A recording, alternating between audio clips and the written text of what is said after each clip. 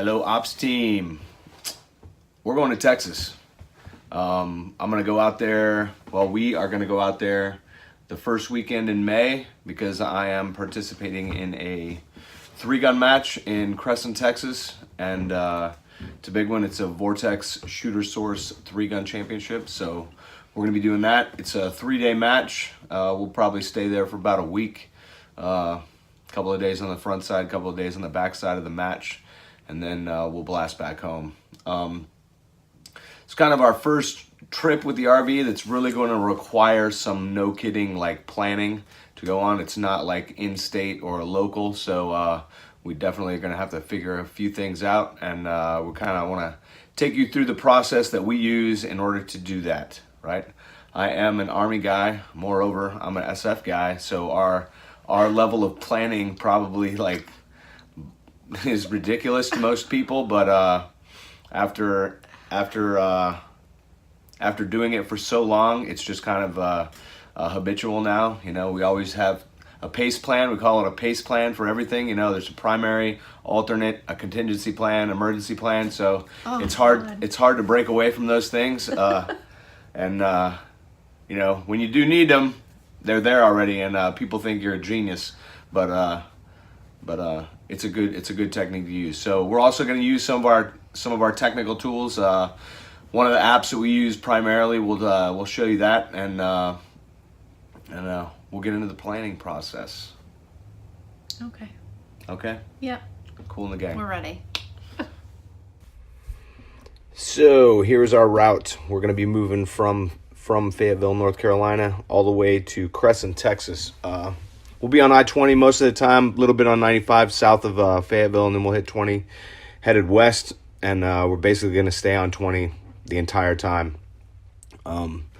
We've done this trip several times. Stacy's parents used to live in Fort Worth, so we're familiar with this route and kind of know where we want to make our stops. I like to drive about 7 hours or so and then take a nap, so we're going to basically go to Alabama state line, and then from there we'll push to probably to Shreveport. I'm going to see one of my old bros, and then we'll finish it up, head out of Louisiana into Texas, and hit our final destination.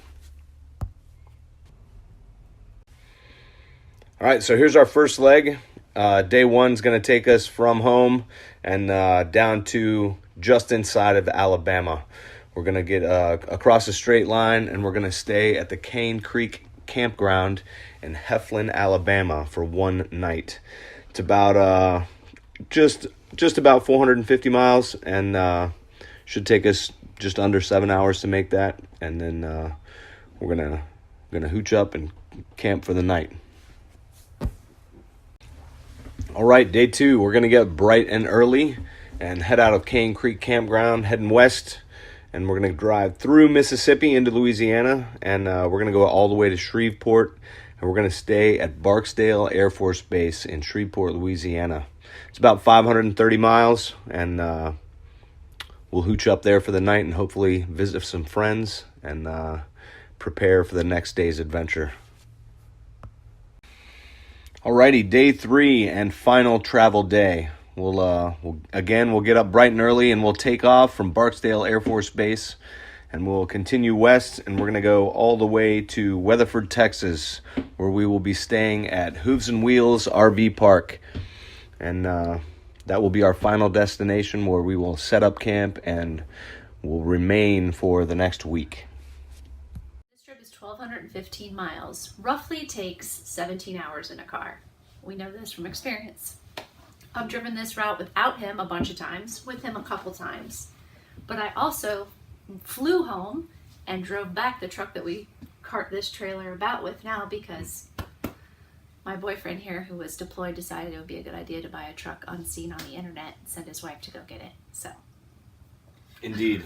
That was in retaliation, honestly, for one time I came home from a trip to Iraq, and I went out in the parking lot, and I was looking for our car, which we no longer had. Right, because I needed a new one. So somebody bought a car when I was deployed, and I didn't even know.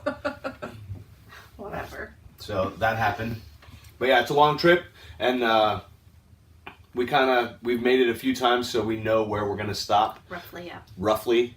And In a car, we would typically make this a 2-day trip, not a 2.5-day trip. yeah, And I would mostly go to Vicksburg, which is a terribly long day, but towing a trailer, it's not that feasible. It's going to make us more exhausted, so we're breaking it up a little bit better. there's also a little bit of a learning curve when you're talking about RV trips versus I need to get there right now kind of trips. Right. Like I want to be at home versus I'm taking my time, man. I'm just Which is a just hard chilling. thing to switch your brain out of when you're used to having to Indeed. get somewhere. So with that, we know where we're going to stop, and now we need to find a campsite, right? So the primary resource that we use is an app we use on our iPhones or iPads, or I think they make it for every mobile device, and it's called AllStays Camp and RV. Cool. Alrighty, so that is indeed a long trip. We have to find a place to stay at the end of each leg. So the primary resource that we use for our planning, for our operational planning, is the AllStay Camp and RV app, right? The app is, it's incredible. It has a ton of information in it. You can filter the map here to show, different kinds of campgrounds into low clearance bridges, RV businesses, dump stations, different stores are a part of the app, truck stops to make it easy for you to refuel, propane refill places, dump sites, and Yeah, you can use it for there are total planning. very, very helpful tools available with this app. If you camp at all, you should have it, right? So with this, we knew that our first stop would be vicinity of Atlanta. So you can get on here and then put Atlanta in the search tools, and it will search for Atlanta. We knew that by this time would be on 20, and we're just going to push through Atlanta, and we really wanted to make it to the Alabama state line at a minimum, right? So that's kind of we're going to make it there no matter what. So we're going to look just past the Alabama state line and see what's available. And as we cruise in, we come to our first campground, which is the Cane Creek RV Park and Campground. So we'll hit the info tab on that, and it gives you basically the location, tells you how to get there. There's some really convenient links provided via the AllStays app, right? You can see reviews that are in the AllStays app. There's also some buttons here where you can find the website, different photos, internet photos of the campsite, the weather there currently. It'll also give you links to your Apple Maps if you're an iOS guy, or your Google Maps. Send it to Waze, and then at the bottom here, in the info tab, it's got general information like number of sites, when they're open, who's allowed to be there, if there's any age restrictions, max RV lengths, Kinds of hookups. What amenities they offer, like laundry storage, firewood, Wi-Fi, all of that stuff is found there, right? So it is a pretty awesome tool. So since we know we're headed to Shreveport on day 2, part of what's cool in the AllStays app is you can also search military campgrounds. And since we knew we had a friend at Barksdale Air Force Base, we thought maybe they had an RV park, and indeed they do. So we were able to find information about reserving a spot there. They have the same sort of information on the AllStays app for military campgrounds as well as independent ones and state parks. So you can still see the same sorts of information, where it's located, pricing, who to call. There's also images, all that same stuff. And if you are a military service member, you should definitely be taking advantage of military campgrounds. There's tons of them, predominantly on the East Coast, but they're super affordable, usually really nicely put together and well run. Here's just a little snapshot. If we zoom out on the map, if you can see, these are just military campsites that are around the U.S., right? There are quite a few of them.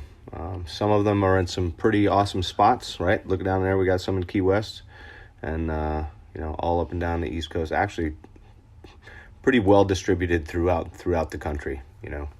So pretty cool stuff.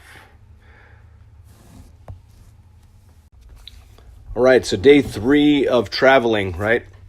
Last and final day.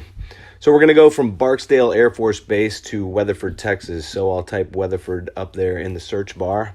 And also, of note, I'm going to remove all of my filters on the search tools so that everything is visible on the map. And then we're going to search for Weatherford, Texas. Zoom out there to Weatherford. The match location is actually in Crescent, Texas, but I know already the campsite I'm looking for, and I know where the range is located. So we are going to go just south of Weatherford to a campground called Hooves and Wheels RV Park. And right? Horse Motel. And Horse Motel, right? So yeah, if click on that, you can see the information there. Really cool. You can, for your benefit, check out their website. It is RV Park and Horse Motel. So yay, Texas. If you have some animals that need to go with you and enjoy your RV journey, And they happen to be they happen to be a horse, you can enjoy your stay at the Hooves and Wheels. So that takes us out to our final destination, and we'll be staying there for about a week and shooting the Vortex Shooter Source 3-gun championship at Triple C Range. Another really cool feature in the AllStays app is the ability to search for a truck stop, right? So if I go over here to my filters, and then I'm going to put in travel centers, and then I'm going to see what's along my routes, right? I know I'm going to be on 20. I like to go about 350 miles or so and then fill it up with the tanks that I have. So I know that puts me at just about to Covington, Georgia, right? So let's look on there. We'll take it a little bit short. Looks like Madison. There's a TA travel center, and there's also a pilot travel center. So if we click on the information there, we can look down and see what's available, right? Let's go check out this TA and see what they have. And looks like a pretty robust travel stop. Travel store, walk and trail. There's a pet area. I'm going to have Andy with me for this guy, so that's pretty cool. I'll have a pet area. We can get Andy out to stretch his legs a little bit, but I'm going to also plan these fuel stops along the route so that I know when I'm going to gas up, and it's not just a reactionary thing. I'm being proactive, and I know when I'm going to fuel up and when I'm going to stop, so I can stop where I want, not where I have to. Cool. And that is a quick snapshot into mission planning with the ops couple, right? Operational planning is pretty important. As you're going through this mentally rehearsing the whole trip, things that you didn't anticipate will pop up, and you'll remember. So it's definitely a good idea to do as detailed of a plan as you can, right? If you can imagine it, plan for it, right? We're probably going to further develop this plan in the coming days, and probably plan some alternate rest stops, some alternate fuel stops based on our actual fuel consumption the day of, and also our level of fatigue the day of. Also, we're going to be dealing with canine fatigue as well, because Andy's going to be coming along with us for this trip. So we've not dealt with that before, and we haven't traveled far with Andy before. No, so he's been on one little tiny trip. Yeah, we'll see how it goes with Andrew. Right now, if you drive farther than the gym, he immediately knows that something is wrong and we're Right. going too far, Right. and he starts to freak out. So we'll see how it goes with him, if he can calm down after an hour or so in the back of the truck. So let us know what you guys use, for sure. I'm always looking for new tools to put in the toolbox. Anything that makes the planning process a little bit more flow a little bit better, or makes it a little bit more efficient. I'm down, man. So definitely comment below and let me know what you guys are using. And since we're going to be in Crescent, if you happen to know of anything cool to see there or great places to eat, we're always down with that. Leave us a comment below. Make sure to like, subscribe, and click that notification bell so you never miss an op. Indeed, don't miss an op.